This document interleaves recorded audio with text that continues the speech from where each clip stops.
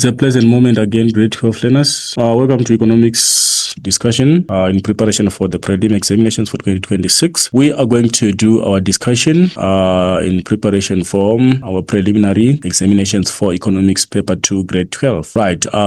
So as usual, we understand our paper is out of 150 marks, which are supposed to be attained in 2 hours. So without wasting much time, we need to get into our paper and analyze the questions and try to figure out the best possible responses so that we are able to equip ourselves with the right information and also with the right skills of approaching the questions. Right. Question number 1, section A, the compulsory section. Number 1.11, it says a state where all other factor inputs remain unchanged is known as the dash rule. That's the basic rule of stereos paribus. We hold all other elements constant and we allow only for the variation of our aspect in question. So our correct response is B. Right. The second question says a monopolist will fix the price dash of the demand curve. A monopolist will fix the price at what point? The monopolist will fix above the midpoint. A monopolist will fix the price above the midpoint of the demand curve. Like we are saying, the monopolist's demand curve, we are looking at this situation. There is our marginal revenue and there is our average revenue, which is equal to the demand curve. So we are saying the monopolist is supposed to have their equilibrium here and they are supposed to charge a price which is somewhere on the midpoint of the demand curve. But however, the monopolist, remember, they want to charge a higher price for their products because it's a sole supplier. They want to try to fix a price. So how would they fix their price? The monopolist will fix the price by reducing quantity. They will create what we call artificial shortages. So they will try to reduce quantity. If they reduce quantity from Q to Q1, automatically it means they are going to charge a price which is above the midpoint of the demand curve. That is how the monopolist tries to fix the prices. Right. Moving on to the next question. A market that is dominated by two firms. Two firms is a duopoly, duo for two. Then an oligopoly, we are saying it's a market that is dominated by a few number of big businesses. For example, the banking sector in South Africa is an oligopoly. We also look at the network providers. They are part of oligopoly businesses. Then monopoly is one seller and monopolistic. It's a hybrid economy which has got a mixed feature, which mixes features of both a perfect market and also a monopoly. Right, profit maximization is where the vertical distance between dash and the TC is the biggest. The gap between total revenue and total cost is one that gives us profit maximization. So is total revenue. Cost push inflation can be reduced by. We are talking of cost push. We are looking at pre-inflation, which results from an increase in the cost of production. So what can we do? If we increase productivity, we are going to reduce the average cost of production, and hence the prices are going to get lower. Right. Number 116, it says, internet facilities needed by tourists are called dash infrastructure. Internet is part of communication infrastructure. Number 117, an international agreement to manage nuclear waste. Nuclear waste management was decided at Basel Convention. Meeting the needs of the present generation without compromising the needs of the future generations. That is environmental sustainability. When we are talking of sustainability, we are looking at the future needs. We must not compromise not compromise the future needs. We must attain what we want in our current generation, but we must also be worried about the future. We must not compromise the future needs. That is sustainability. Right, that takes us to the end of question number 1.1. We move on to question number 1.2. Choose a description from column B that matches an item in column A. Write only the later. Right. Homogeneous products. What kind of products are regarded as homogeneous? Homogeneous, it matches with products that are the same in style, design, and quality. Those are homogeneous products. Products which are exactly the same. Then sunk costs. Sunk costs, basically, we know that they are irrecoverable costs. So it matches with A. Costs cannot be recovered should a firm decide to exit the market. Those are sunk costs. They are irrecoverable costs. Then we have profit maximization. Where do we have our profit maximization point? We have it where MC is equal to MR. We maximize profits at a point where the marginal cost is equal to marginal revenue. So we are saying additional costs or additional cost of producing one more unit is equal to the additional revenue of that same unit. That is where we have profit maximization. Then we have merit goods. We understand that merit goods are socially desirable goods. For example, health care and education.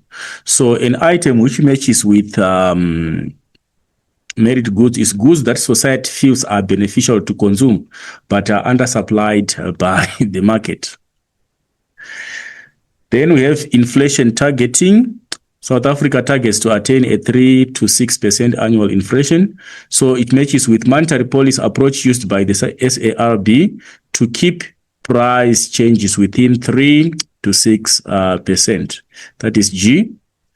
Then we have cultural tourism. When we're talking of cultural tourism, we are looking at the visiting of museums and galleries to explore the culture of a specific region. So tourists come to visit museum and art galleries. That is C. Then direct controls. These are government. The government maintains the stock of level of environmental resources through the issuing of permits and quotas. It matches with the response D. Then biodiversity. When we're looking at biodiversity, we're looking at the variety of plants and animals. The variety of plant and animal life in a particular habitat. That is B. That is biodiversity. So that is, those are our responses from question 1.2. Right, we move on to question 1.3, which is a term question. 131, it says, an institution whose main function is to review orders made by the competition tribunal and amends or confirm these orders. This is done by the competition appeal court. It is the duty of the competition appeal court to do such. Then it says, a marketing strategy that firms use to create a certain perception in the minds of consumers. A marketing strategy that firms use to create a certain perception. They use branding.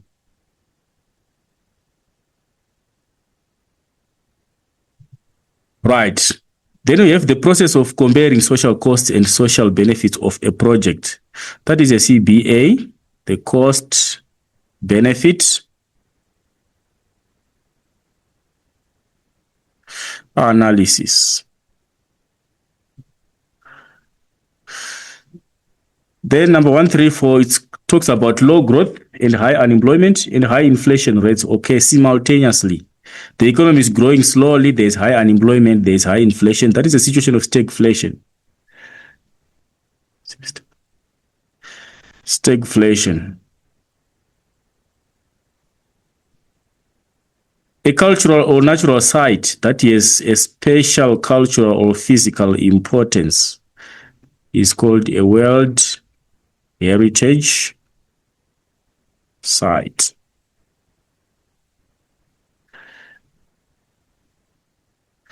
Right. Direct regulation of an industry or activity through laws that state what is allowed and what is illegal. We call that command and control.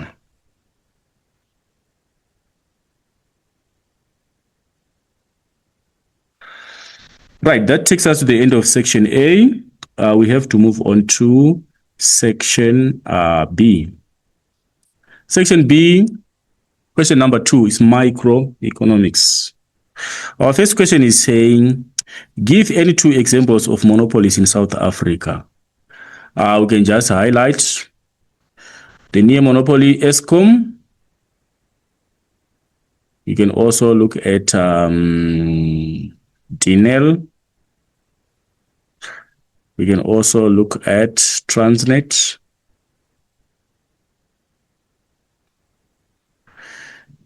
And you can also look at the post office.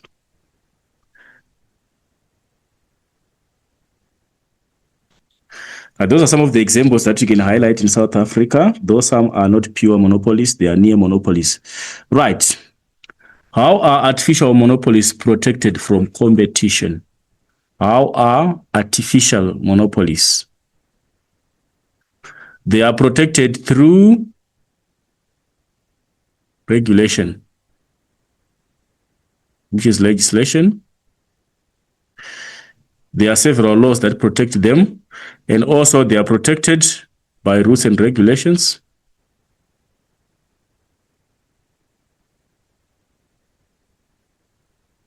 And also we tend to find that is how they survive, different from a natural monopoly, whereby a business has got huge setup costs, which are unattainable for a new business to try to engage into the same production, or where the business has got a control of a specific natural resource. That is natural, but artificial, they are protected by legislation or rules and regulation from competition. Like you talk of the copyrights, the patents, that is what sustains the artificial monopolies. Right, number 2.2, it says, it gives us a price revenue schedule with quantities, prices, and total revenue. Right, identify the average revenue in the table above. The average revenue is the price in this instance. Average revenue is the price, because we are saying the average revenue is the amount of money that you get from the sale of 1 unit of a particular product. So which means the money that you get from selling 1 unit of a product is the price that you are charging for that particular product. So in this instance, we are saying our price is 10, and that is also the average revenue in this instance. So our average revenue is 10. Then how is marginal revenue calculated? The calculation of marginal revenue, we calculate marginal revenue by dividing change in total revenue divided by change in quantity.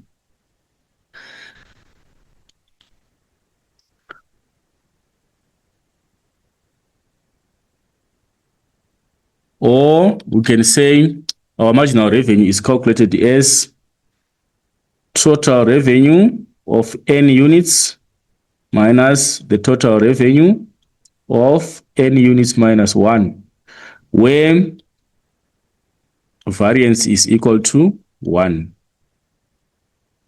TRN minus TRN minus 1, where variance is equal to 1. We can also use this to calculate our marginal revenue. Briefly describe the term average cost.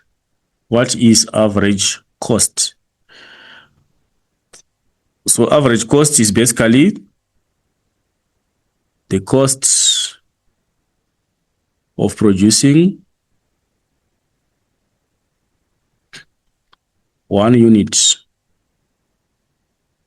of a product. It's a cost of producing 1 unit of a product. That is the average, which means if you want to calculate average costs, we are saying total cost divided by the quantity. We get the cost of producing 1 unit of a product. Why is the marginal revenue the same as average revenue under perfect market conditions? Why is the average revenue the same as the marginal revenue? The reason there is firms are price takers.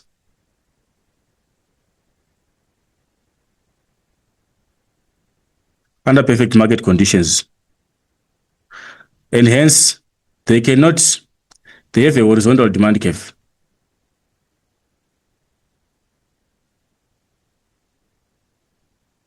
Which implies that businesses, they can neither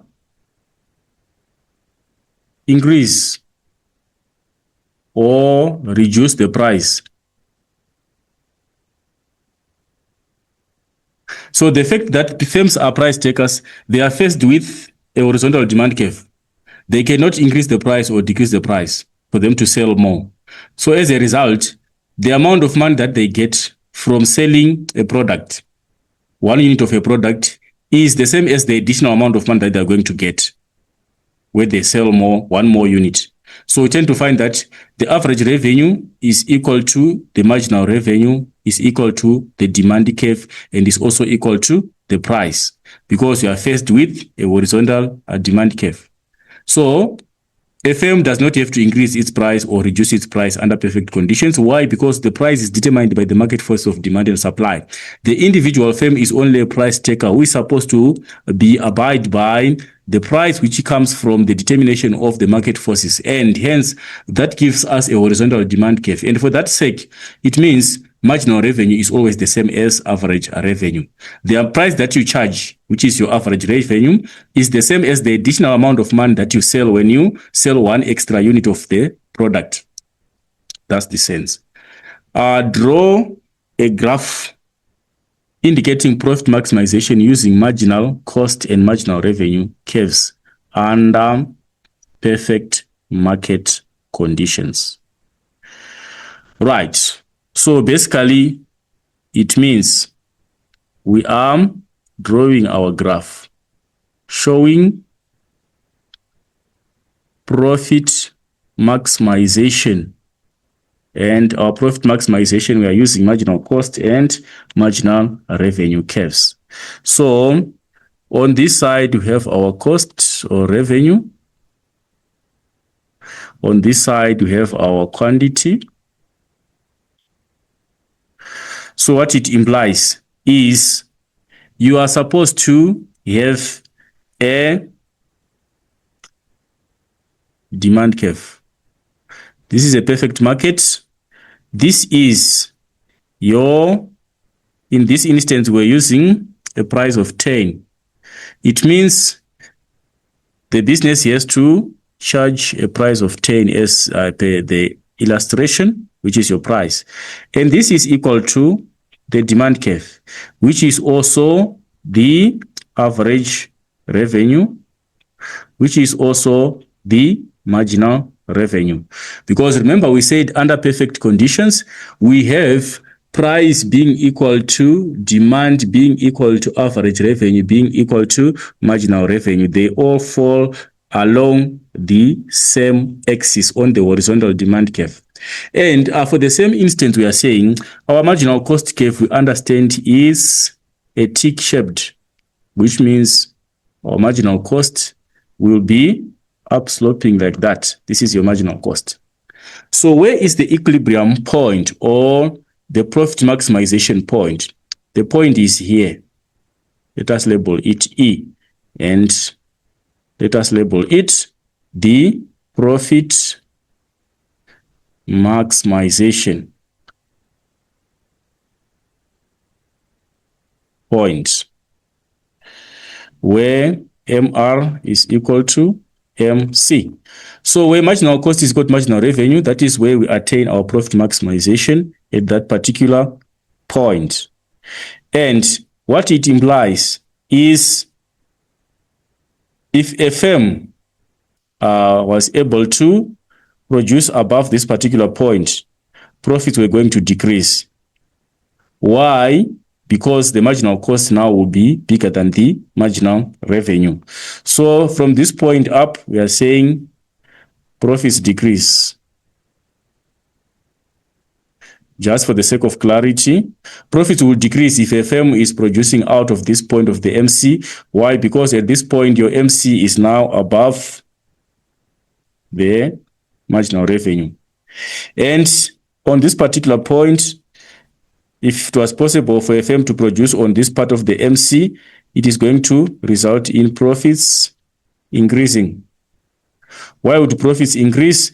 Because at this particular point, your marginal revenue is bigger than the marginal costs. So the quantity that the firm produces comes from the profit maximization point or the equilibrium point, which is quantity Q.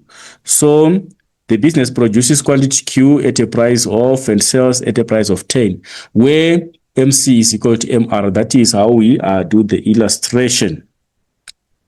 Right. We move on to question 2.3. Question 2.3 is showing us a King's demand curve. Right. The first question says, identify the market structure in the graph above. A King's demand curve, we find it in oligopolies. So it's an oligopoly. Name the upper segment. Right. This segment here of the King's demand curve is relatively elastic. And coming from B going downwards, this segment here, this is now relatively inelastic. We are applying the concept of elasticity. There is a general slope on the graph from A to B, which implies that a small change in price results in a bigger or a more than proportionate change in quantity. But from B to A, there is a steep slope on the King's demand curve, which gives the implication that a big change in price is going to result in a less than proportionate change in the quantity. Right. Let's move on to the next question. Briefly describe the term tacit collusion. Right. Tacit collusion is where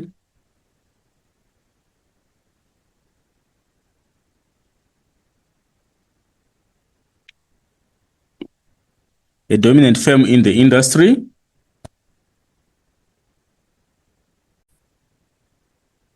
So when you're talking of tacit collusion, we are saying it's a situation of where businesses they attain the overall behavior of coordinating without talking. And one typical example of tacit collusion is a special form of what we call price leadership. Like what happens with price leadership, we are seeing there's a dominant firm in the industry. And that dominant firm is the one that dominates that particular industry. And if the dominant firm tries to change, or if the dominant firm changes its price, other smaller firms, they are also going to join. Why? Because they know that it is to their benefit. So we are saying it's collusion without talking, but firms actually take action by imitating what is happening in the industry, and mainly what has been done by the dominant firm. So we can say is where a dominant firm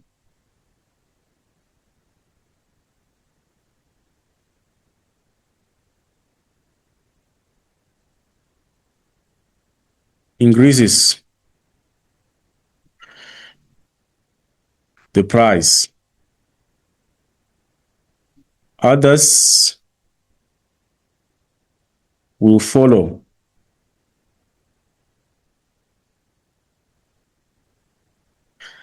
like as in price leadership. So here the behavior of other firms. There is no open communication, but the behavior of other firms is determined by the behavior of the dominant firm. How does price fixing affect producers?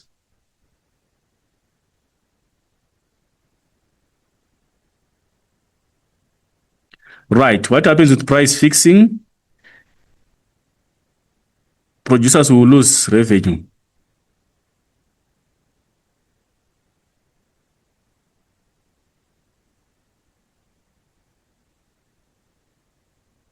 Yes, they are going to produce less.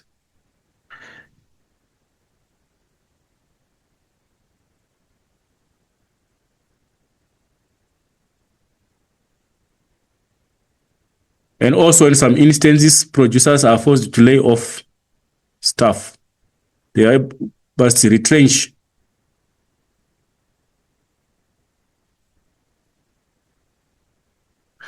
The reason here is when we adopt a price a fixing strategy, businesses are given quotas. They are given specific quantities that they must produce so that we are able to attain the price that is desired in the market. So they are assigned quotas, and usually the quota will be below their normal production level. And at the end of the day, it means we are trying to attain a specific price, but at the expense of quantities that we are going to sell at on the market. So by that, it means they're going to sell less and they are going to make less revenue. And for the sake that profits are going to decline, it also means there is a possibility of this business is going to retrench some of the workforce or going to lay off some of the staff for the sake that the profit levels will be declining due to the effect of price fixing. Then number 235, it says, why is it advisable for oligopolists to sell at market price? Why is it advisable for oligopolists to sell at market price? I'll illustrate here. If oligopolists are supposed to sell at the king here, this is the market price. What is going to happen?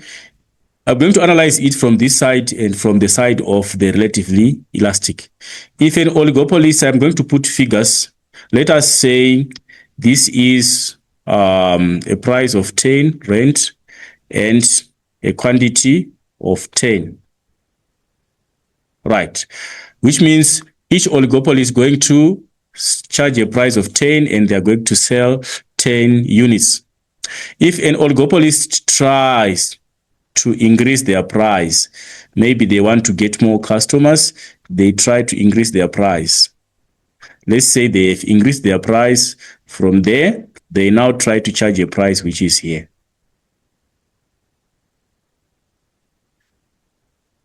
Right. If we are to check this distance here, it's almost half, which means this can be 5. But if we compare this to here and this to here, this can be roughly half of this, and that one we can say this one is 2. Which means this one can be 12. This gap here can fit here 5 times, so this can be 12. Right, so let's try to calculate. Let's also look at this point. Let's say the oligopoly tries to charge half the price so that they attract more customers. They charge a price which is 5. And also let's look at here, how many more customers are they going to get. If this is 10 and this additional distance here, this can also be 12, just as a hypothesis. Right, so we are supposed to calculate, let's say this is oligopoly A and this is situation B for the oligopoly. So at market price, what is the total revenue? Total revenue at market price is equal to 10 rand per unit times 10 units, which means the oligopolist is making 100 rand. Then let's look at A.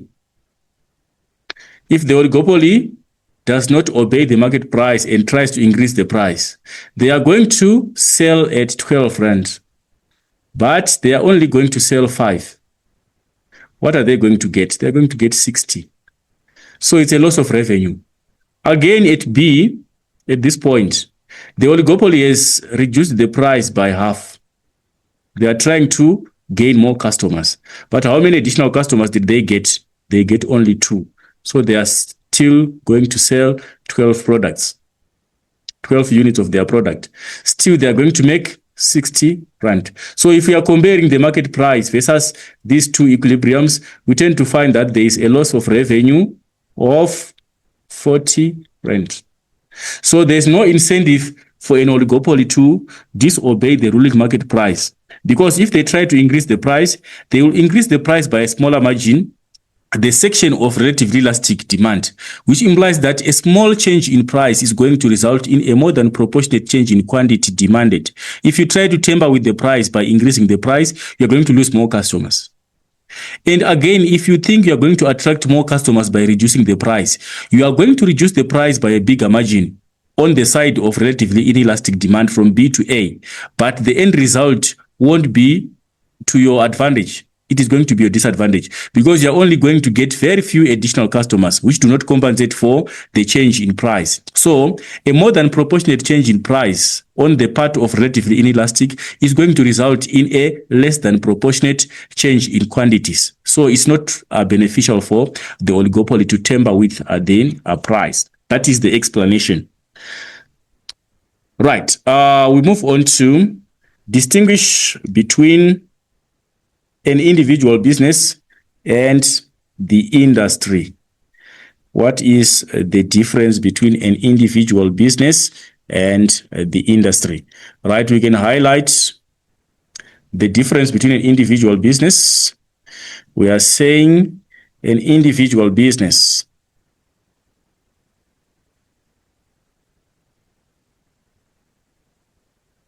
and then we have the industry.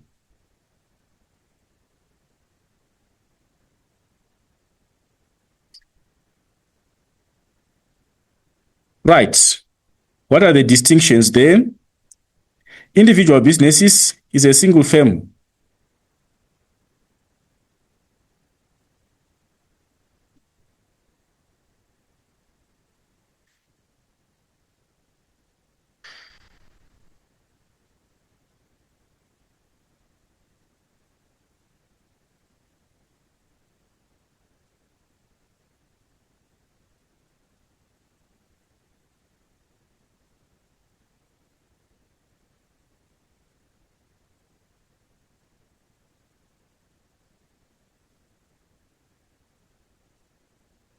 And then in industry,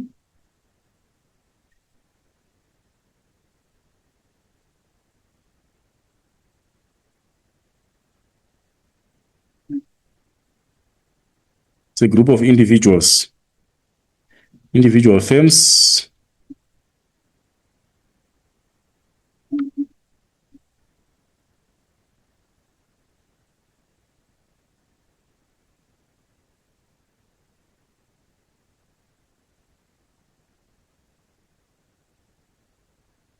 that sell identical products.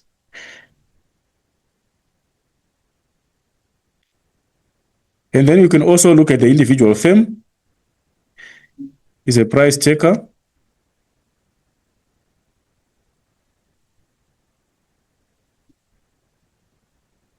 And sells at the market price.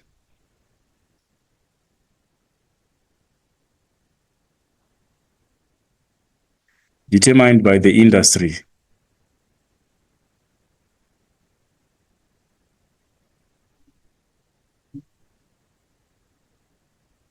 And on the other side, the industry, it sets the market price.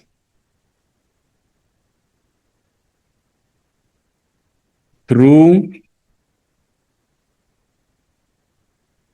the market forces.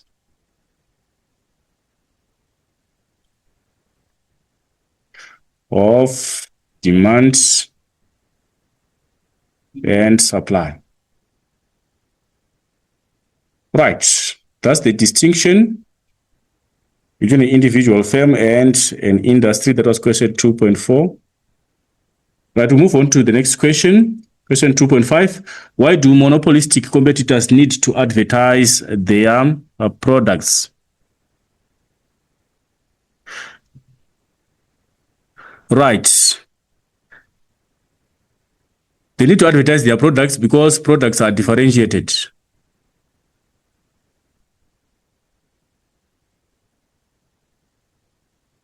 The fact that products are differentiated, it means it requires advertisements to increase the sale of their specific brands. And also, they need to justify their prices.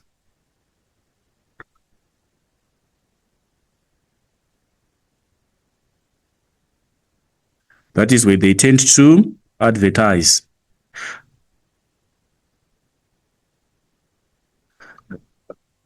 Justify the prices of their differentiated products.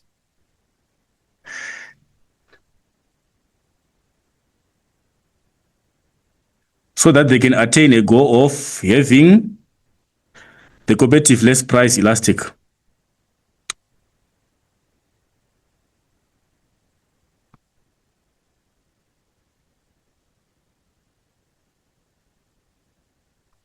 Right, is to build a brand image where they advertise. They want to advertise so that they can build up a brand image or gain customer loyalty. They want to attain loyalty of customers. That is why they try to advertise their products so that their products become a choice compared to other suppliers.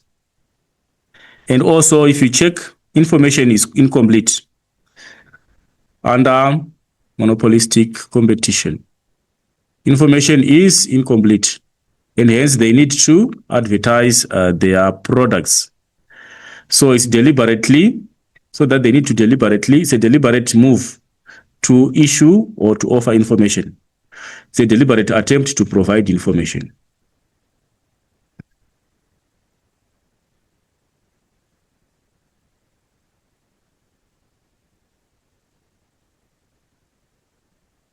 Right, so that's why we say monopolistic competitors advertising their products.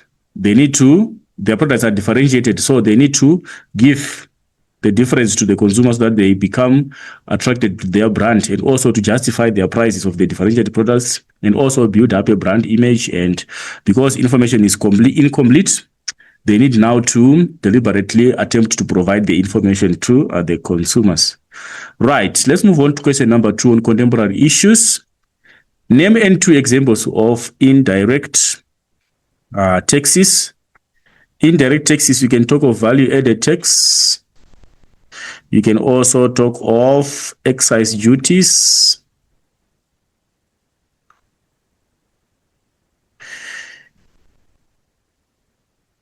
Or the sin tax. Then you can also look at custom duties.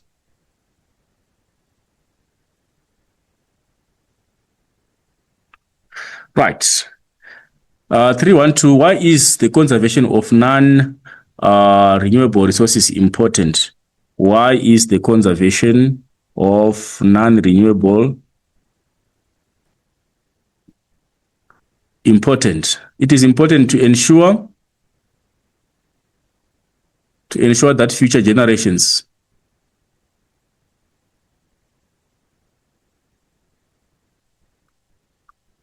access them.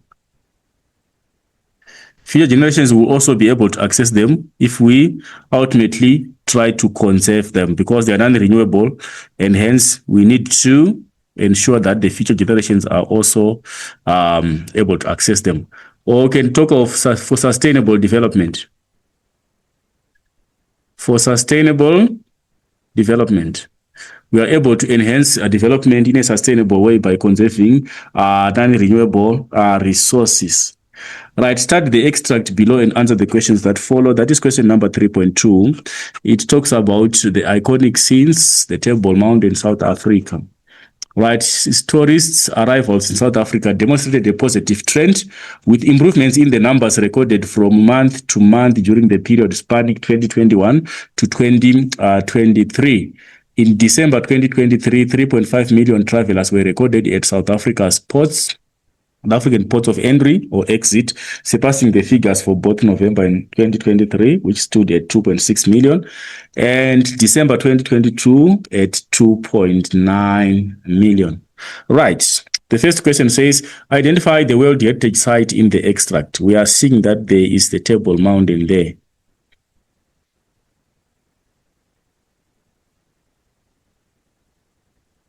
Right. Name any one environmental World Heritage site. Right. We have Isimangaliso Wetlands Park.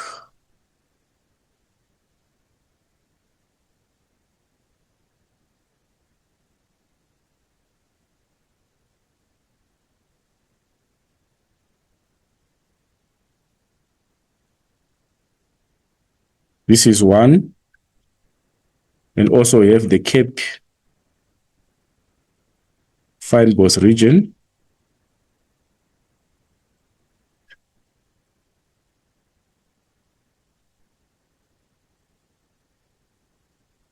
Or you can also mention the Uklamba.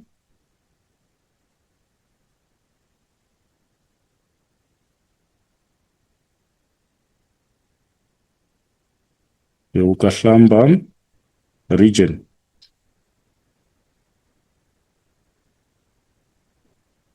In Drakensberg.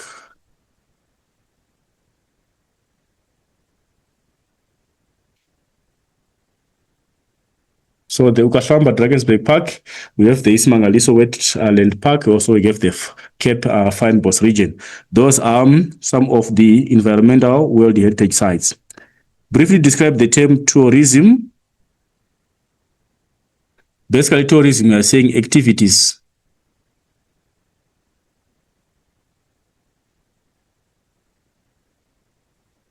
of people traveling outside.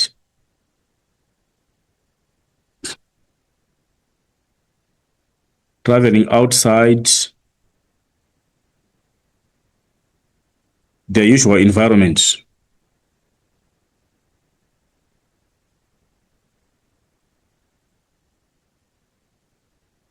Activities of people traveling outside their usual environment for leisure or business, not for more than 1 year.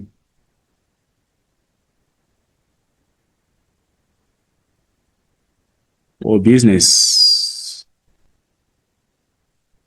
not for more than a year. And also in that particular time, they must not be earning an income.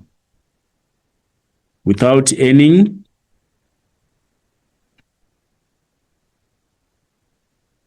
income.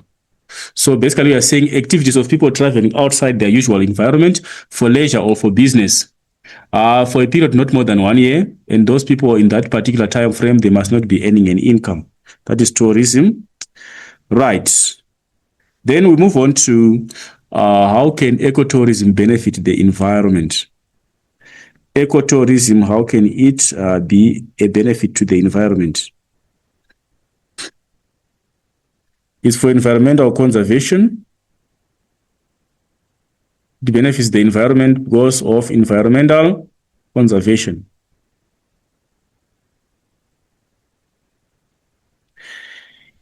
And also we can check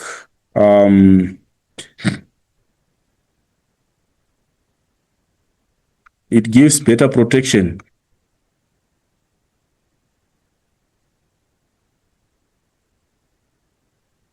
of rare plants and animals. Rare plants and animals are protected through ecotourism. So it's a benefit to the environment. Evaluate how the South Africa's tourism profile is used to promote tourism activities in South Africa. Evaluate how South African's tourism profile is used to promote tourism activities in South Africa. But we say new attractions.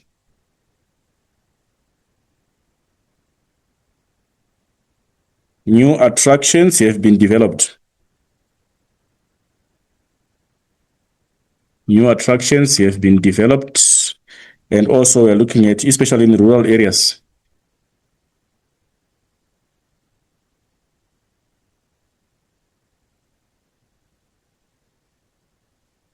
to attract tourists. So we see some areas with potential for tourism in rural areas, they have now been developed so that we have development of tourism activities. And then we can also look at communication infrastructure.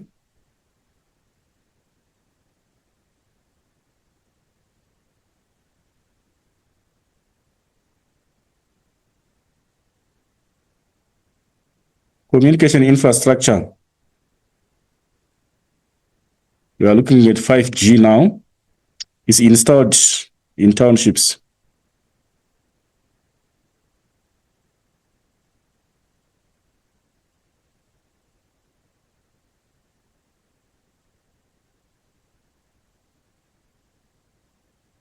Through the various service providers. So it's an improvement in tourism activities because of access to communication. We now have communication infrastructure, which allows people to ultimately find information about the tourist sites that they intend to visit, and also how they're going to stay there and the activities offered there. So we see that those ones are availed, and this is ultimately facilitating tourism activities and also the development of areas of tourism in rural areas. Right, number 3.3, South Africa entrepreneur pushes hydroponics to tackle safe flood access. Right, we're not going to go through the text. Identify one major environmental problem from the extract. Right, if we check there, it talks about food insecurity is exacerbated by climate change and also soil erosion. Those are our typical issues, the issue of climate change and the issue of soil erosion. Right. Name an international measure that is used to address biodiversity loss. Biodiversity loss is addressed through CITES. CITES form the Convention on International Trade in Endangered Species. The Convention on International Trade on Endangered Species. Briefly describe the term preservation. What is preservation? Methods to ensure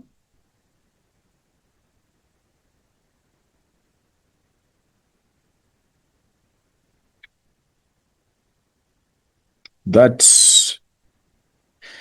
a certain non-renewable resource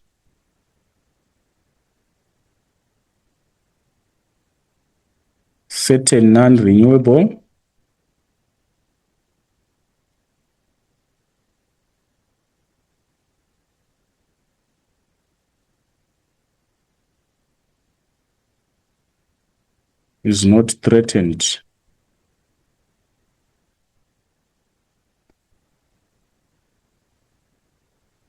Is not ultimately threatened with the extinction.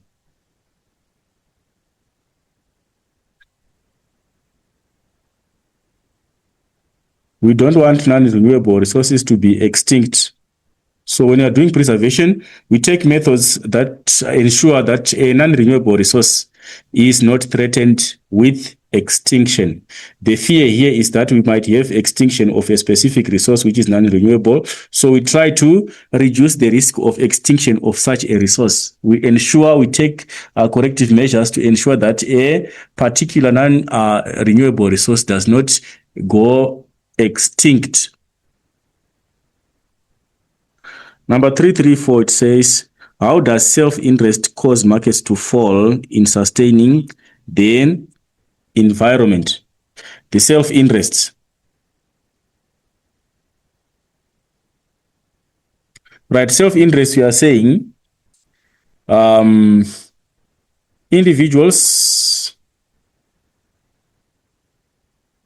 often take care of what belongs to them.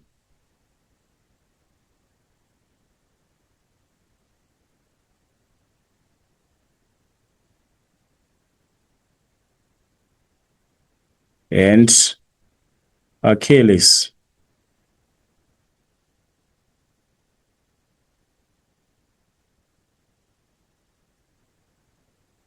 on common resources.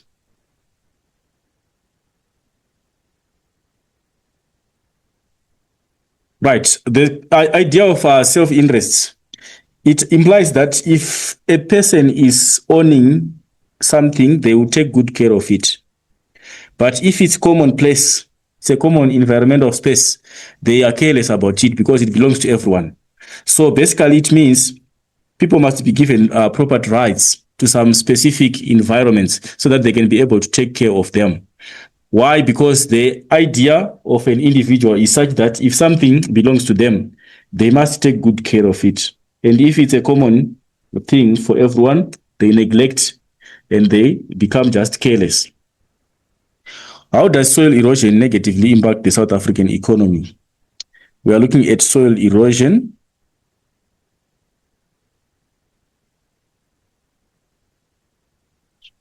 Right, because of this, we are looking at reduced productivity. It causes infertile land. And because of infertile land, we have reduced productivity, reduced agric productivity. Agricultural productivity is going to reduce. And as a result, if we have a decline in productivity of the land, it means farmers will lose income.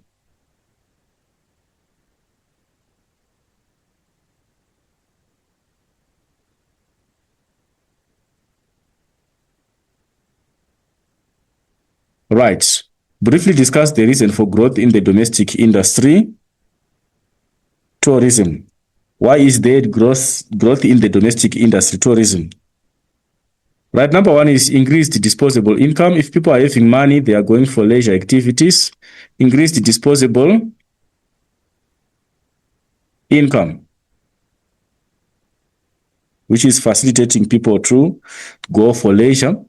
And also, you can look at less working hours, which is allowing people to find time to go for tourism activities. And also, you can look at awareness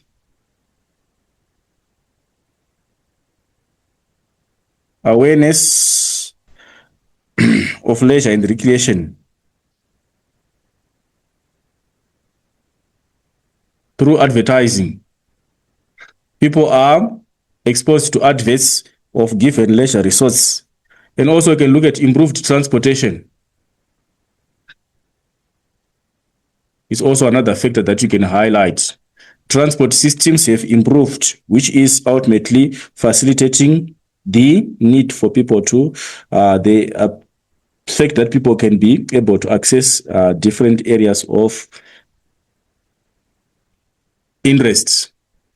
Then why is granting property rights effective in achieving environmental sustainability? We are basically relating to the same issue of self-interest versus environmental sustainability. So we have the conservationist effect. The conservationist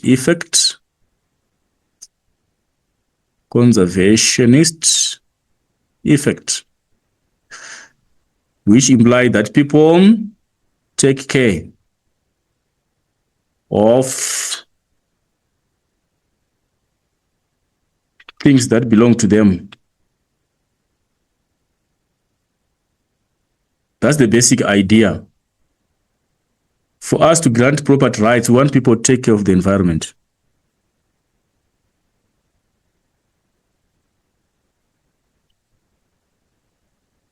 So ultimately, because of that, it means people are going to take care of the environment and ultimately try to come out with measures of sustainability.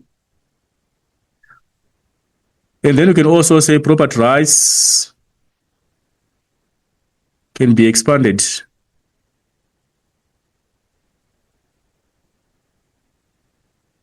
Property rights can be expanded to common goods.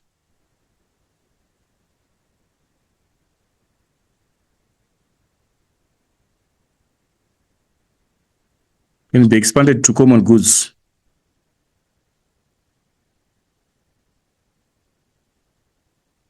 E.g. clean air. So in this instance, we are saying if we expand property rights to common goods, it means we can now say those suffering from pollution can charge the polluters for their right to pollute. If someone is causing pollution, then this is a common good, clean air. So what must we do? Because of property rights, we can task the polluters to be charged a tax so that for the pollution that they are causing. And then we can also refer to the Kyoto Protocol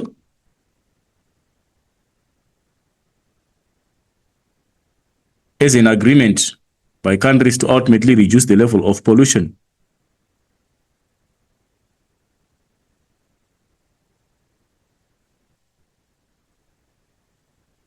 Developed countries provide assistance.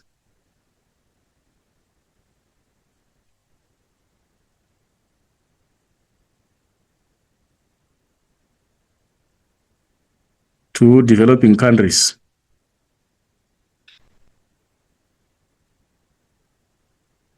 Because they cause more pollution.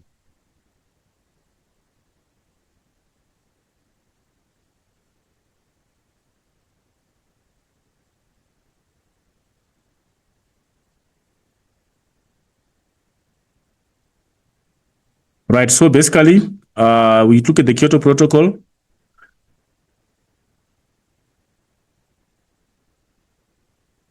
These developed countries, they cause more pollution and hence they are supposed to give assistance to the developing countries. And also property rights, they ensure that resources are allocated efficiently.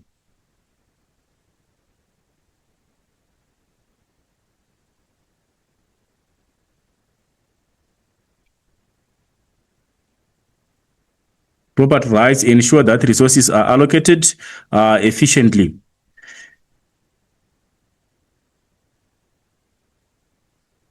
In the economy and negative externalities that harm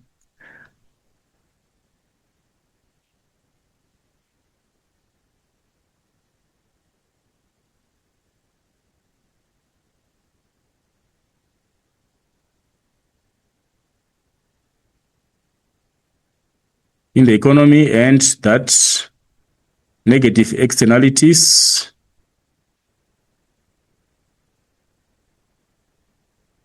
are limited. Right.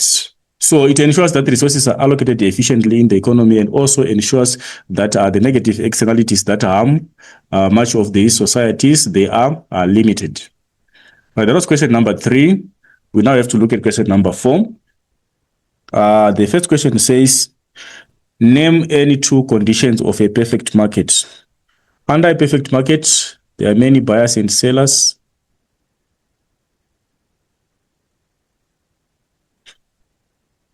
And also, under a perfect market, there is the provision of homogeneous products.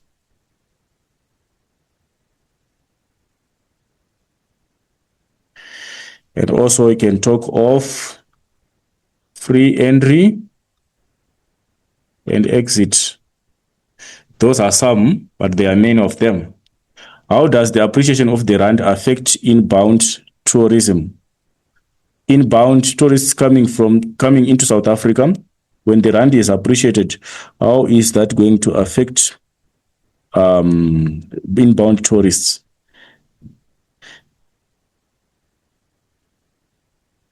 The impact is that foreign tourists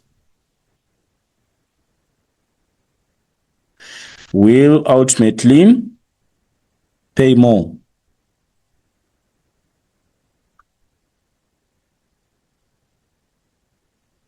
for the domestic prices.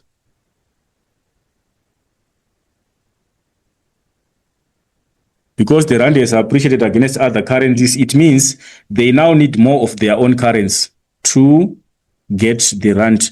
So which means they are going to use more of their currencies to secure commodities in South Africa, because South African prices will be relatively higher compared to theirs because of the appreciation of the rand.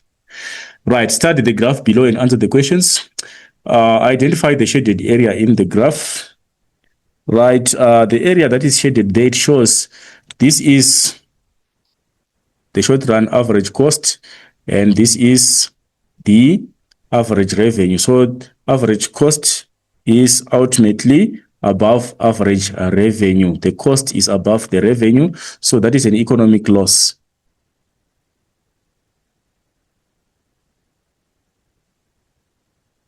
Which curve represents the average revenue curve? Which curve represents the average revenue curve?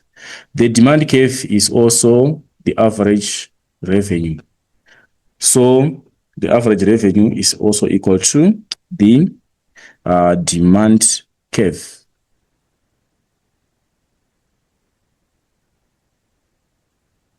Describe the term natural monopoly. A natural monopoly, how does it come to exist? It exists because of various barriers that are economic.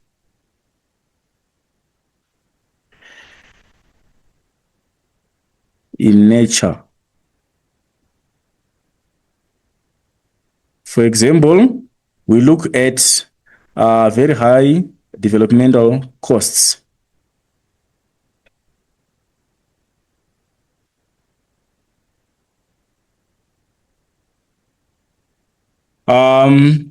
Natural monopolies, they exist because of a situation that there are barriers that are economic in nature. The barriers to entry or the limitation to entry by new participants is because of the setup costs, where it is a difficulty because of the economic cost, where it's very expensive to set up that type of production. It means that business which is existing is the one that is going to thrive because the setup costs are very high. That is a natural monopoly. Why is the graph above typical of a short run equilibrium position? Why is the graph typical of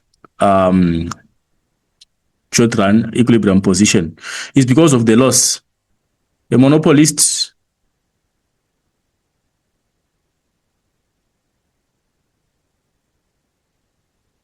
makes economics loss in the short run.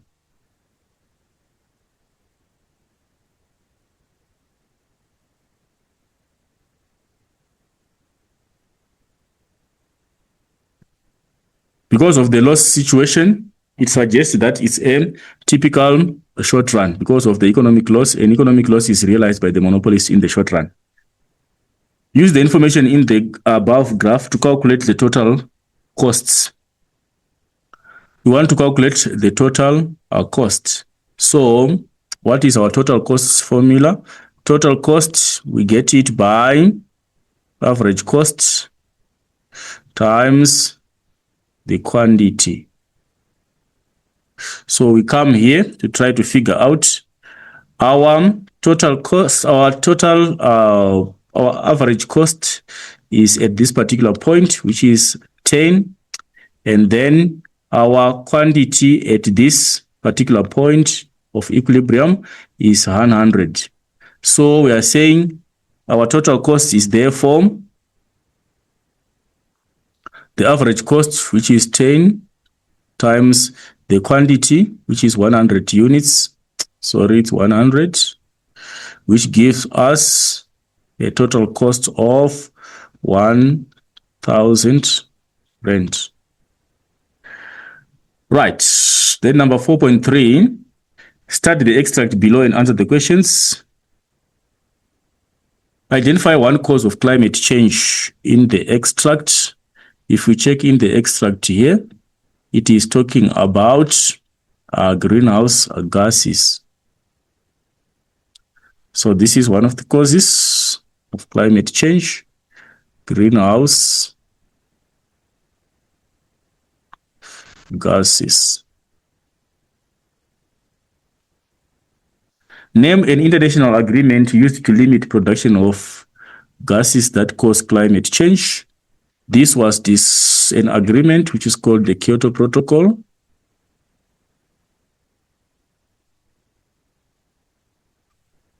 Describe the term pollution. Pollution basically is the introduction of waste.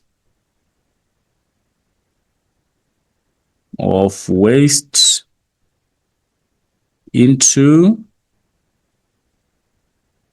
the environment. Whenever we're introducing waste into the environment, we are causing a pollution. So the introduction of waste into the environment, that is pollution. Explain how global warming can result in climate change. Explain how global warming can result in climate change. So basically, global warming, it influences weather patterns. Global warming influences weather patterns. And with that, we are saying it includes extreme temperatures and a change in rainfall.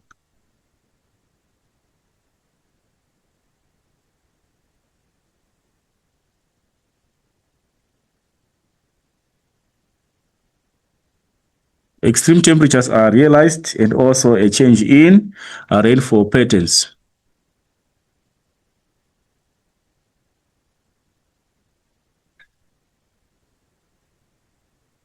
So this is typical now of climate change. If we are having extreme temperatures and also we are having change in rainfall patterns, we have experienced climate change. How can saving energy positively impact on the South African economy? Right, we are looking at saving energy. When we are saving energy, the benefits there is it will ultimately reduce the volume of imported energy.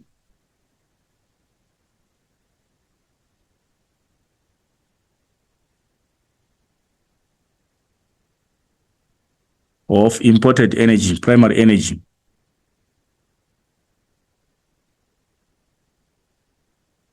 If you are saving, it means automatically we are reducing the volume of imported energy, and that is going to impact on the balance of payment. We are going to import less of energy because we are saving.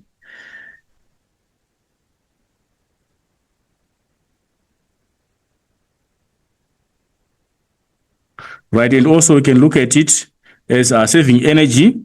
It will assist. Saving energy will assist in job creation.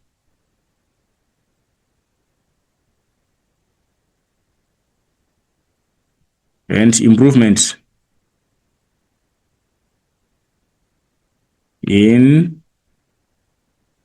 living standards of people in the economy. Then the next question says, briefly describe the goals of the South African competition policy. Right, the goals of the South African competition policy. This is question number 4.4. Goals of South African competition policy.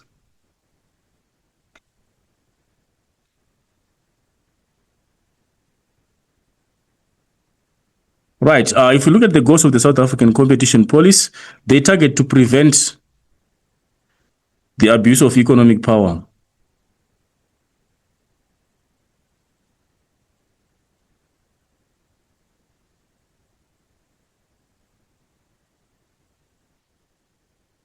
By forming monopolies.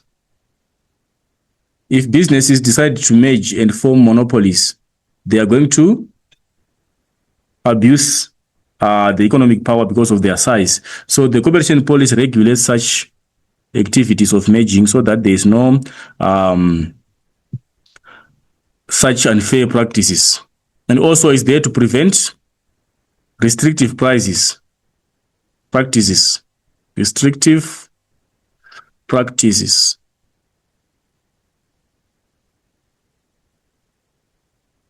E.g. collusion or price fixing. They are there to limit those incidences of restrictive practices by oligopolies, and also to improve efficiency in the market. Is there to improve efficiency in the market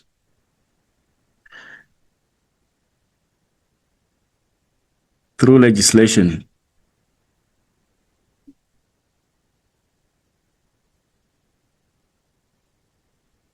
And also on top of improving efficiency in the market, we also see that the competition policy is there to promote healthy competition between businesses. Promote healthy competition between businesses. Competition must be healthy and must be on a level ground. And also is there to protect consumers against unfair prices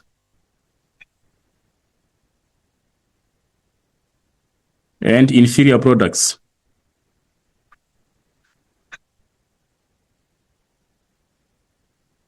Right, those are some of the goals of the competition policy of South Africa. Right, then our question 4.5, the question says, explain the positive impact of use of environmental taxes on environmental sustainability. So we want to explain the impacts of use of environmental taxes on sustainability. Use of environmental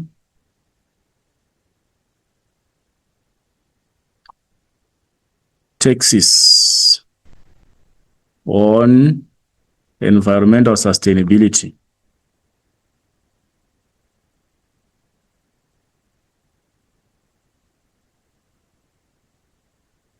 What is the positive impact if we impose environmental taxes? How is it going to lead to environmental sustainability? Right.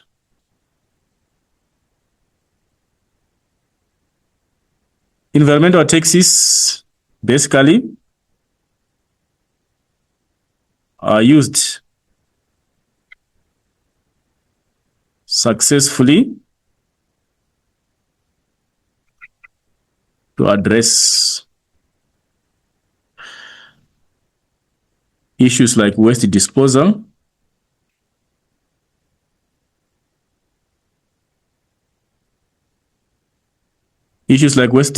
they are going to be addressed, and also issues like water pollution, they're going to be effectively addressed through the funds which are raised from environmental taxes. And also we can look at it on the side of the issue of internalizing negative externality.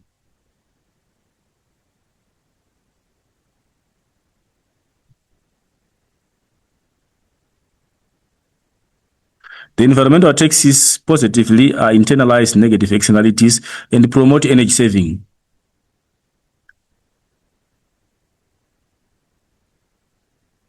Promote energy saving and the use of renewable energy sources.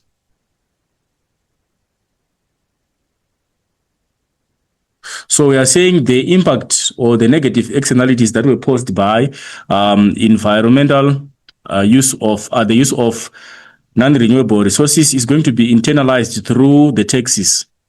Why? Because if people are made to use to pay heavy taxes, they are going to reduce their pollution levels, and now they are going to opt to use renewable sources which are cleaner, and also they opt to try to save energy.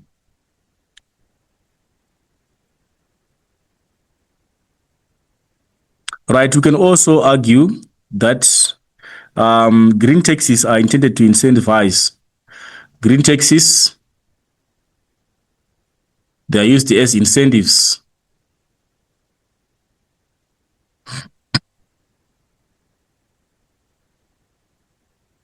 to adopt ultimately more sustainable practices. More sustainable practices. So which means we are ultimately doing justice to the environment. When we are being charged green taxes, we are becoming more sustainable.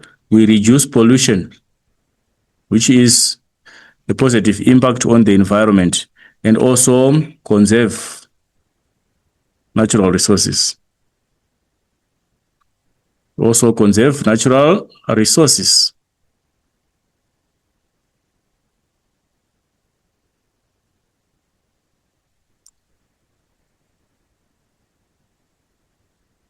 And also, if we check environmental taxes, they've got advantages.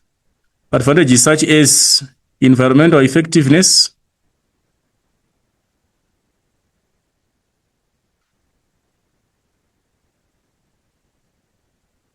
and also use of economic efficiency,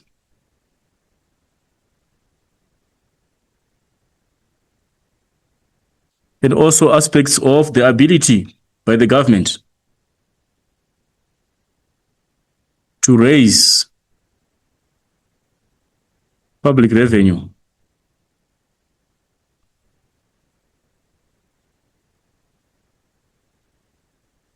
And also for transparency. It's also, those are advantages of environmental taxes. Ultimately, they enhance environmental effectiveness and also economic efficiency, and also ability of the government to raise public revenue, and they promote transparency in the work of the public officials and the government. Right, that was question 4.5. Let's now look at our essay questions. Our first question is on microeconomics, which is question number 5. Discuss in detail the factors that lead to the misallocation of resources in the market. Then the additional part says evaluate the impact of cost and benefit analysis on the South African economy. So we're going to start with the main part, factors that lead to misallocation of resources. Right, that is question number 5.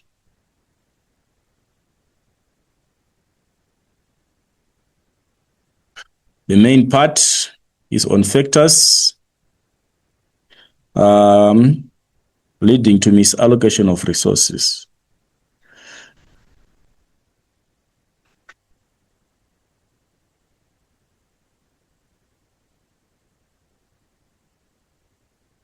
That is the focus of our question, factors leading to misallocation of resources.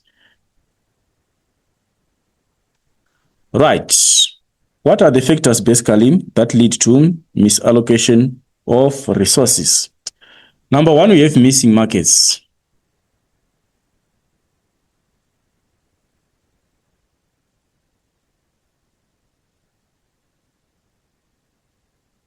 In this instance, we are saying markets are incomplete because they cannot meet the demand for each good.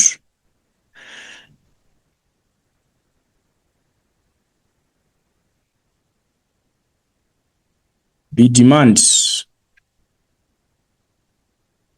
for each good. So if you have such a situation whereby the demands of some specific goods are not met, it implies that the markets are missing. We look at the market of public goods.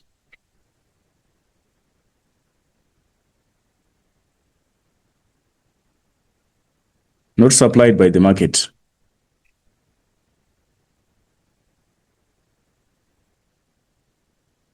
This is leading to a misallocation of resources. Why? Because they are not provided for their sake of their features. The feature of non-excludability and non-rivalry in consumption result in the missing on the market. So we see the government has to intervene.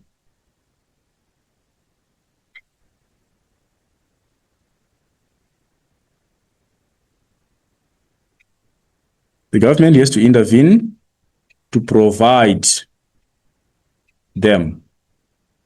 Then this is the first factor of missing markets. Then we now go to look at specific goods which are missing in the markets. We look at public goods in detail. Right, when addressing the issue of public goods, why are they missing in the market? Is because of their features, their non-rivalry in consumption. By non-rivalry in consumption, we are saying consumption by one individual does not reduce the amount available to the next individual. And for that sake, it's difficult for the private players to provide such goods. And then we also look at non-excludability. Non-excludability implies that we cannot separate payers from non-payers for public goods. And hence, it is impossible to charge a price for them. Why? Because it is difficult to separate people who are willing to pay and people who are unwilling to pay. And if you also check, they are non-rejectable in consumption, which means you cannot reject consuming a public good.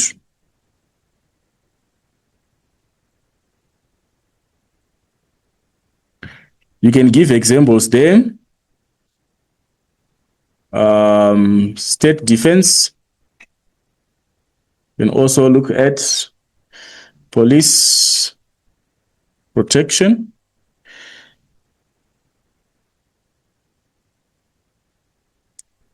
Then we also look at collective goods.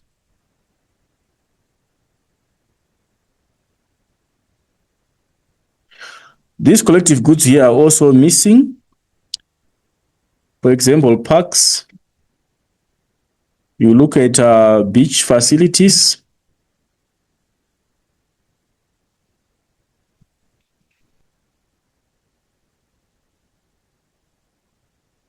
What is the issue with these ones? The issue here with these collective goods is that the markets are incomplete. The markets cannot meet the demand for these community goods. They are demanded in large volumes, but however, the market does not provide enough of them. And hence, government has to intervene.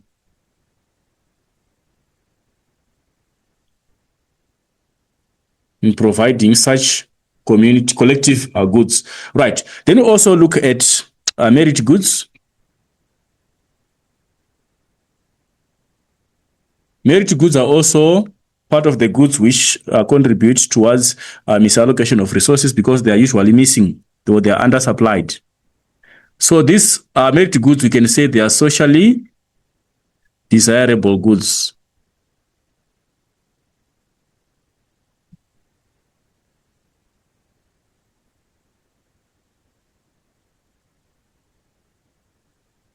E.g., education. And what is the implication? If people are paying for them,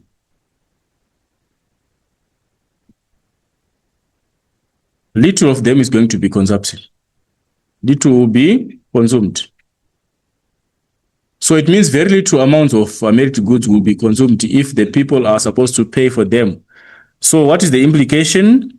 It means the consumption is desirable, but however, little of them is going to be consumed if people are supposed to be paying for them. So it will be a consumption of less than the desired quantity. So what does the government has to do? Government has to provide.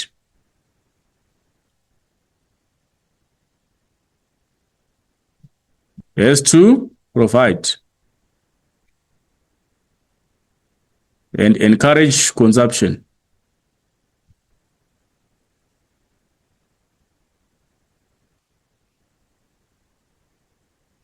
Right, then we also look at in the market there is overproduction of demerit goods. And this one now, they are the opposite of the merit goods.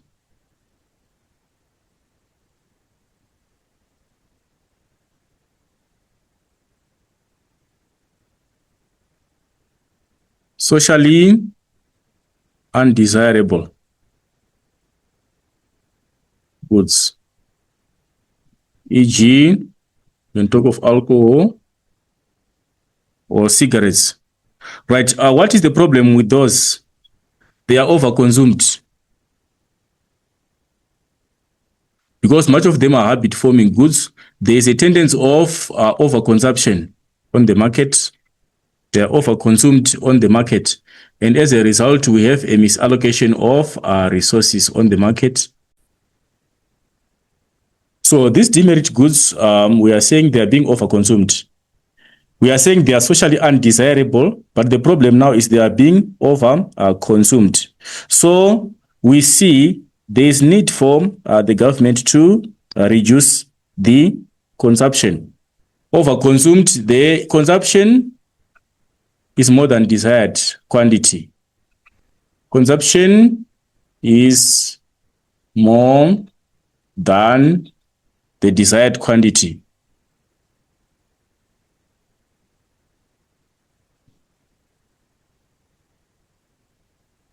So, government has to intervene. It has to regulate and impose what we call the sin taxes.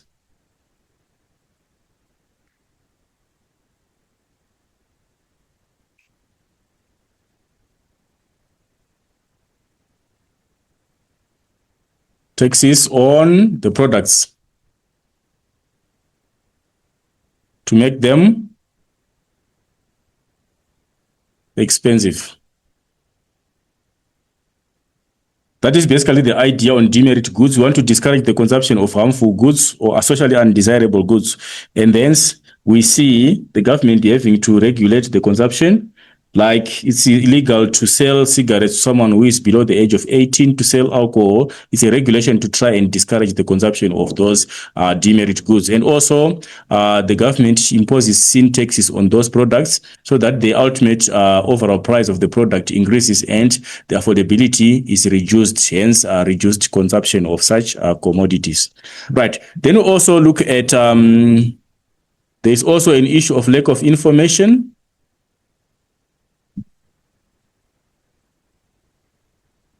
There's lack of information. Usually, we tend to find that there is limited information to make rational decision.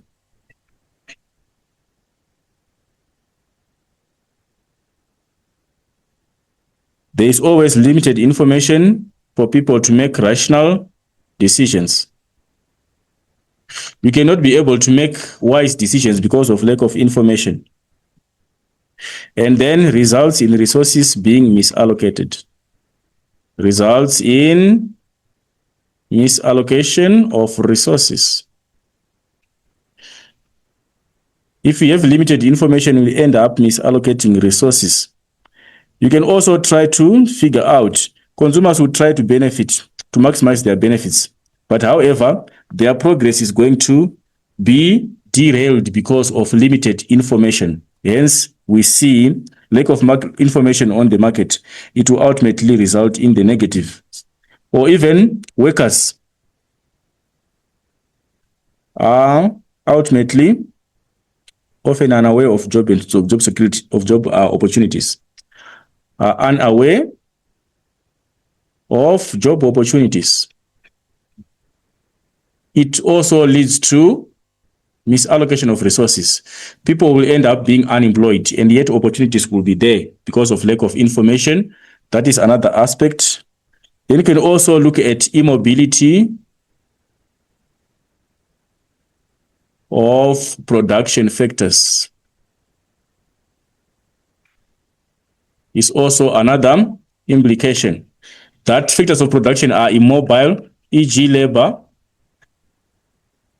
Sometimes people cannot effectively move to fill vacancies in other places because it is difficult. And also to transit from one form of labor to another, it takes time. Like for one worker to change from one profession to another, it takes time. So labor is actually immobile, and hence it will lead to ultimate failure of the market. Then we can also look at externalities. They also contribute. We have positive externalities, and also we have negative externalities. There are also factors contributing towards the failure of the market. And hence we can also look at imperfect competition. We look at unfair practices or restrictive practices on the market or in the industry, e.g. price fixing. It leads to misallocation of resources. Or you look at collusion. These are restrictive practices on the market, which are ultimately negative for the sake of allocation of resources. Right, those are some of the ideas that you can use, though we cannot exhaust all of them. You can also talk of imperfect distribution of income in the economy or wealth. Imperfect or inequality is also another misallocation of resources. Right, then let's look at the additional part. The additional part required us to figure out importance of cost-benefit analysis to SA economy.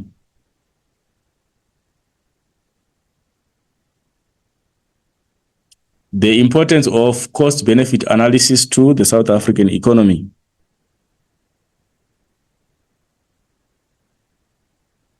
Ultimately, the most important thing is CBA seeks to correct project appraisal.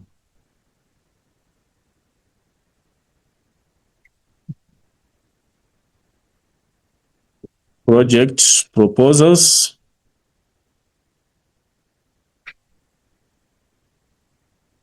It seeks to correct project proposals with the effort of avoiding market failure. To avoid market failure, it's one important aspect. We reduce the risk of market failure by assessing the worth of the project through the cost-benefit analysis.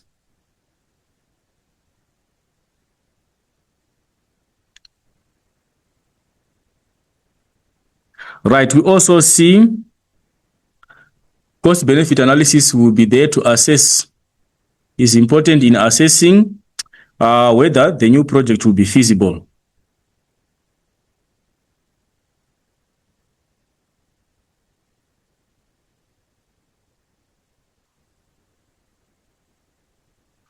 The assessment of the project to decide whether a new project will be feasible, considering social benefits and social costs.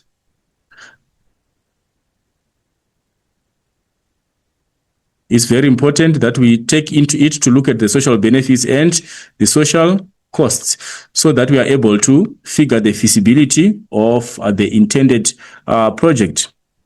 And also, if you check It removes subjectivity.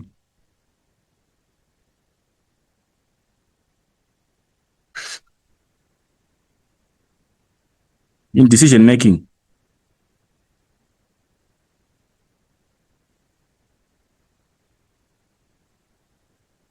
Or rather, we can say it leads to objective decision making. We make decisions which are objective, which are based on facts, rather than decisions which are subjective, which are emotional or which are biased, because we take into the procedures of the CBA to gather practical facts so that decisions are valid. And also it ensures economic efficiency. Ensures economic efficiency. CBA ensures economic efficiency in resource allocation.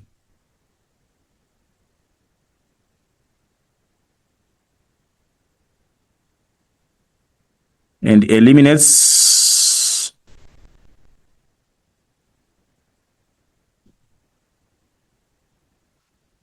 what we call fruitless expenditure.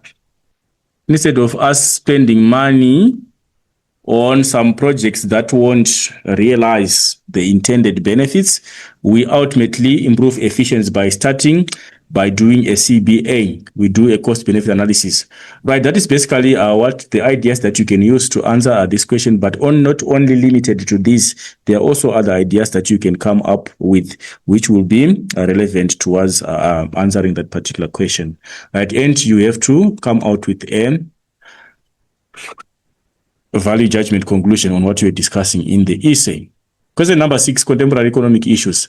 Discuss in detail the measures to combat demand pull inflation and cost push inflation. Then analyze the impact of foreign direct investment on price stability. That is question number 6. Right, we are starting with the main part. Question number 6.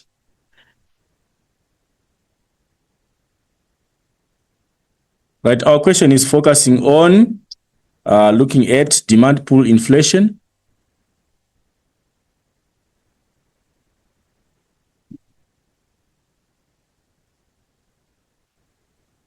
We are looking at ways to combat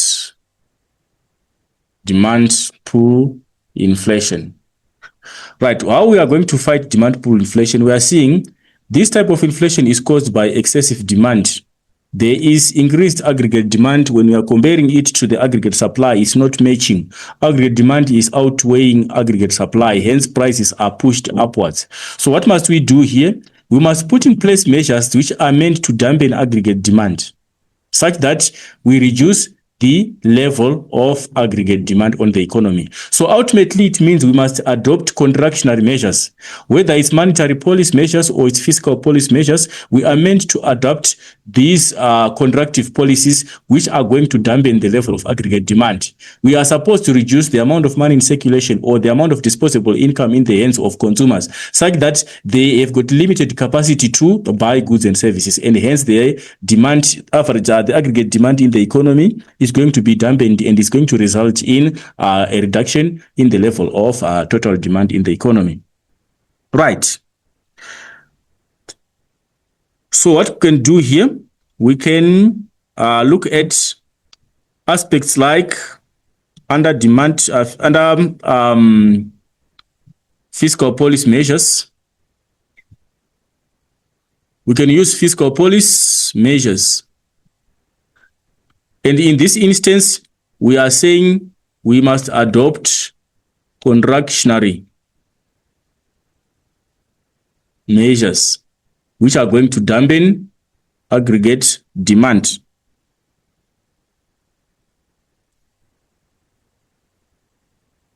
Right. What we can do here, we look at increasing direct taxation.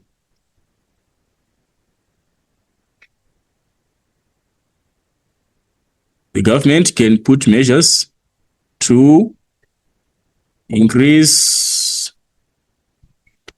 direct taxation. Our direct taxation here is meant to be reduced so that we reduce disposable income.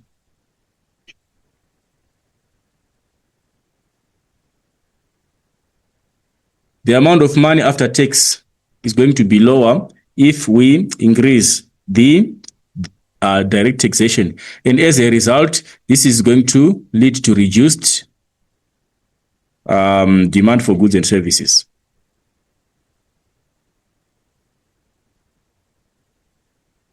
For goods and services. We are looking at pay as you earn direct tax. If it is increased, it means the level of disposable income in the working group of people is going to reduce, and as a result, they are going to have less demand for goods and services, which is ultimately going to stabilize the prices. Then you can also look at increasing indirect tax.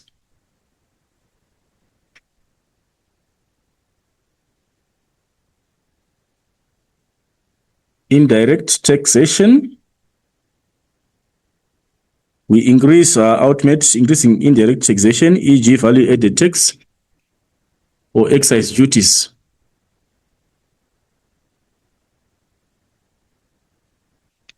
To increase prices of certain products.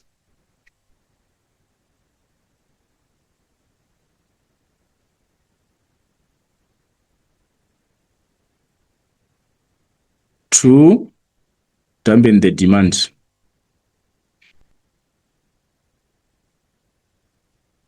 To avoid the overall effect of continuous increases in prices, we increase once through indirect tax, and hence it is going to dampen the demand for those products, and prices will become stable. Then you can also look at reduction in government expenditure.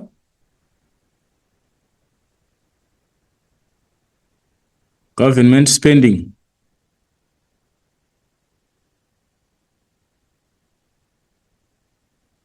By postponing some of the government projects. We can postpone some of the government projects so that we reduce the expenditure by government. For example, building dams, PG dam constructions, those big projects. We can postpone them so that we reduce the level of ultimately the government expenditure in the economy.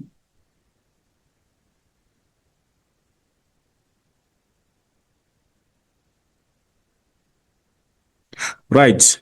So basically, when you're looking at this, we are looking at any of the measures which are meant to ultimately give a positive result in the side of the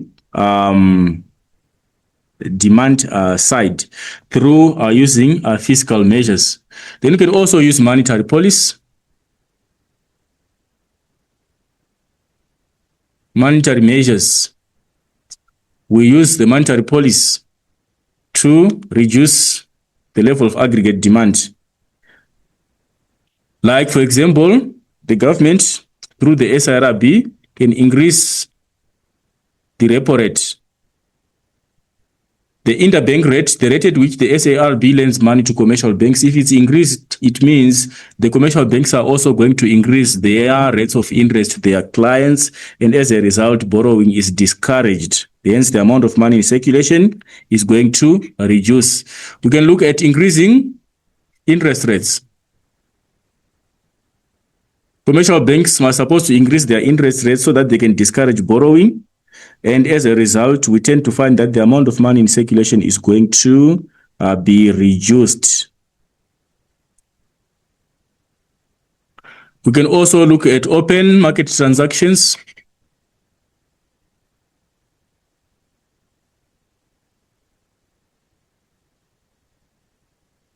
Where the SIRB buys securities. In this instance,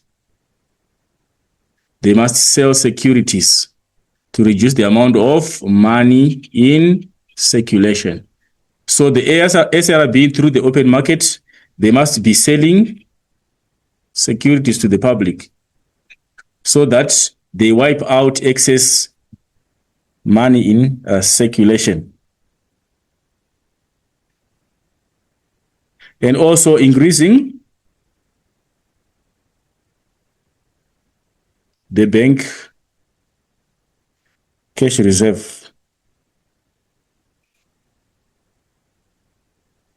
If they increase the bank cash reserve, it means the banks are left with more money and they lend out less, which is going to reduce the amount of money in circulation. You can also look at other monetary measures like moral persuasion. The central bank can come to agreement with commercial banks on ways of how to reduce the amount of money in circulation, which is a mutual agreement between the two parties. And also, the government can also reduce money supply growth.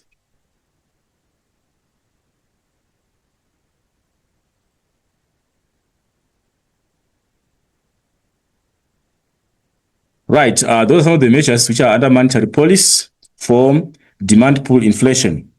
Then let's also look at the other side of cost push inflation. What can be done to combat cost push inflation? What can we do to deal with cost push? We are saying the cost of productions are the ones which are contributing towards increase in the prices. We can do this through productivity measures. If we increase our productivity, it means prices are going to be stable. So how can we increase productivity? Through better education.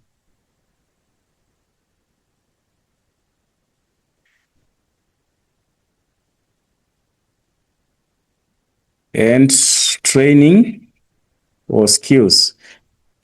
If the workforce is skilled enough, it means it's going to be productive enough, and hence we will increase productivity. And also wage increases must be accompanied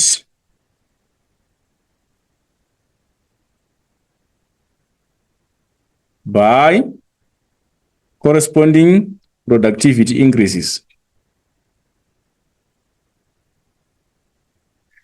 If you are increasing wages, we must compensate for the increase in wages by increasing production so that there is a balance.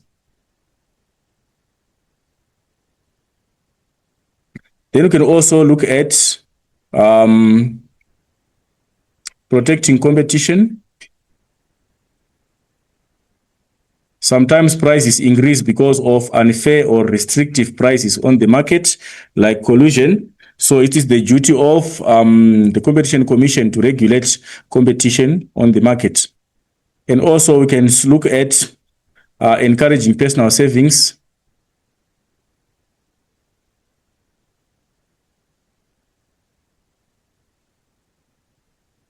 For investment. If people are able to save money and they're going to invest that money, it means we're going to improve productivity in the economy.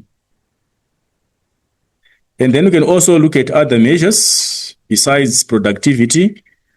We can also combat cost push inflation through the other measures like use of price controls. If the government can set the maximum prices or the minimum prices, controlling prices of commodities, mainly the maximum price for basic commodities, the government can fix those prices. And then we can also look at relaxing import controls so that at least there is more importation into the economy and hence the prices are going to be stable. And also can use stricter conditions for consumer credit?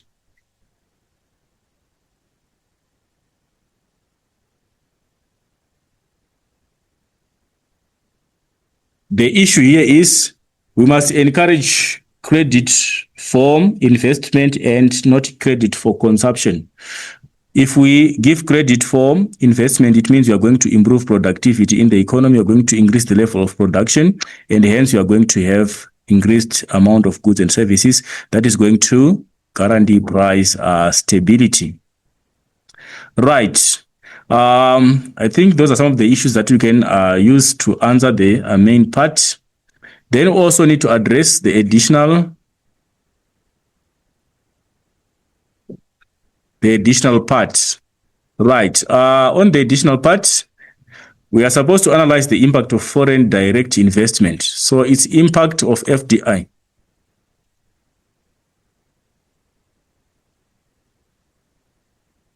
On price stability. If the economy is able to attract foreign direct investment, how is that going to improve on price stability? What is the impact? So it means there's going to be increased production in the economy. There's going to be increased production of goods and services.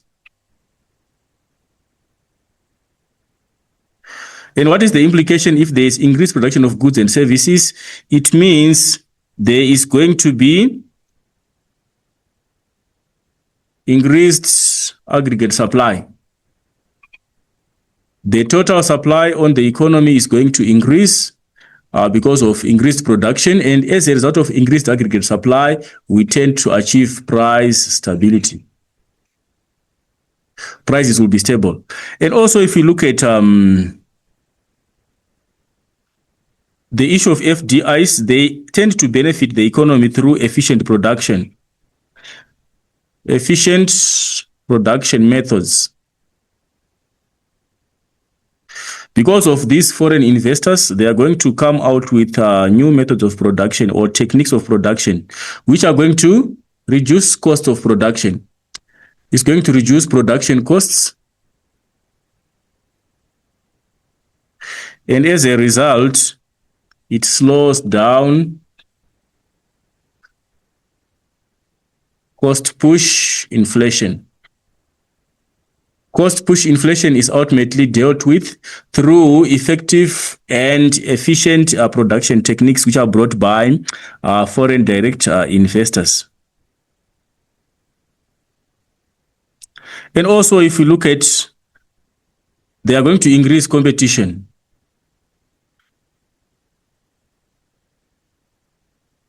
On the market. These new investors, they are going to pose competition on the existing local marketers. And that is going to keep local prices low. Because of competition, local prices are going to be kept low. Because the domestic producers, they are going to be faced with competition from the foreign investors. And as a result, they are going to stabilize their prices.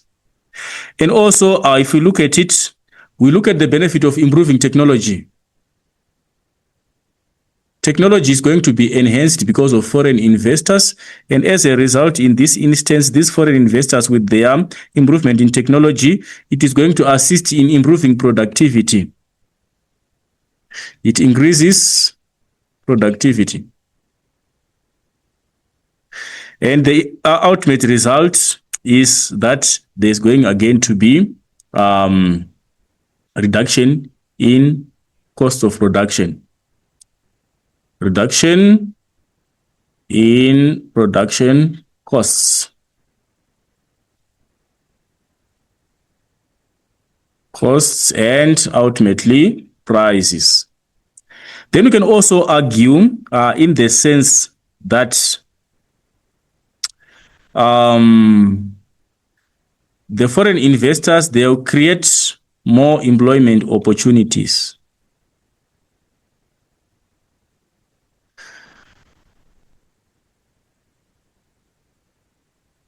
Right, more employment opportunities for people, it means higher incomes.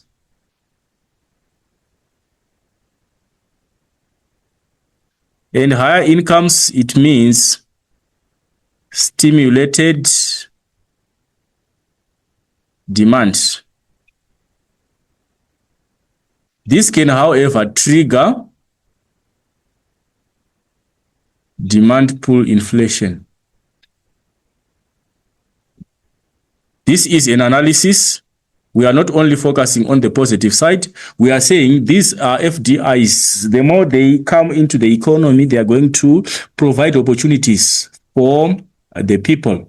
And once people are employed, they are going to get an income that is going to result in overall a rise in the levels of income in the economy. And as the income rises, it means people now have got higher disposable incomes at their hands, which will enable them to demand more goods and services. That is also likely to trigger demand pull inflation. If the increase in income is not compensated by a corresponding level of increase in the productivity of the economy or aggregate supply, then we are going to have issues of demand pull inflation coming to play. Then we can also look at increasing real wages.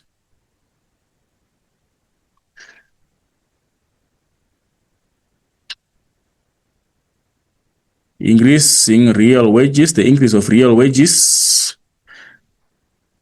more than domestic investment.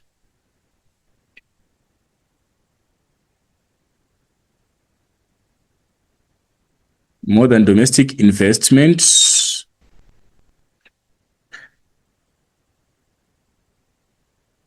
and lead to cost push inflation.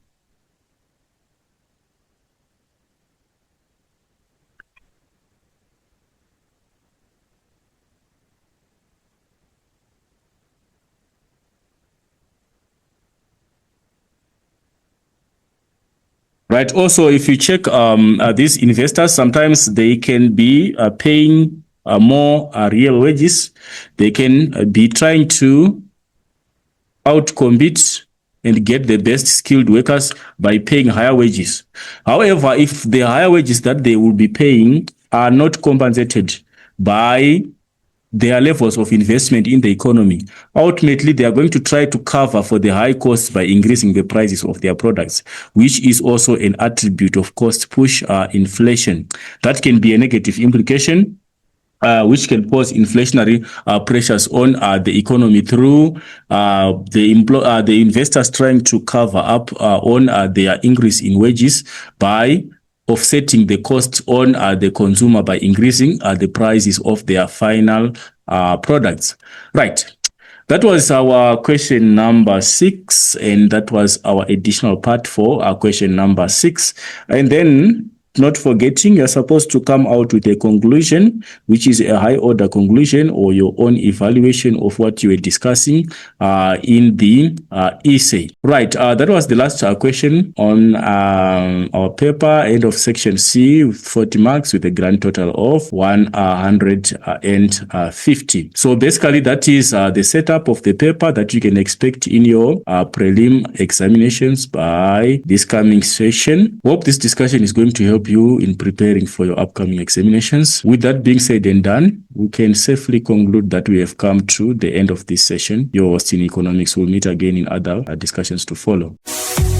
Welcome to Thundereduc, an online learning platform powered by professional, highly skilled and qualified educators. We deliver structured CAPS online lessons for high school subjects including mathematics, physical sciences, life sciences, geography, business studies, history, accounting, English, Afrikaans, and others. For the intermediate and senior phases, we offer expert teaching in natural sciences, mathematics, social sciences, English, and EMS, designed to build strong academic foundations. Access the distinction material books by clicking join button on our YouTube channel or download Thundereduc app on Google Play Store for all our study material and past exam papers. Thundereduc offers extra classes for rewrites, old curriculum, and other students from grade 4 to grade 12 through online and physical classes. Subscribe to our YouTube channel Thundereduc for reliable curriculum-focused learning and stay updated updated with the latest educational content. Please like, share, and turn on notifications so you never miss a lesson. Visit us at www.thundereduc.com Or call 0786 636 613 or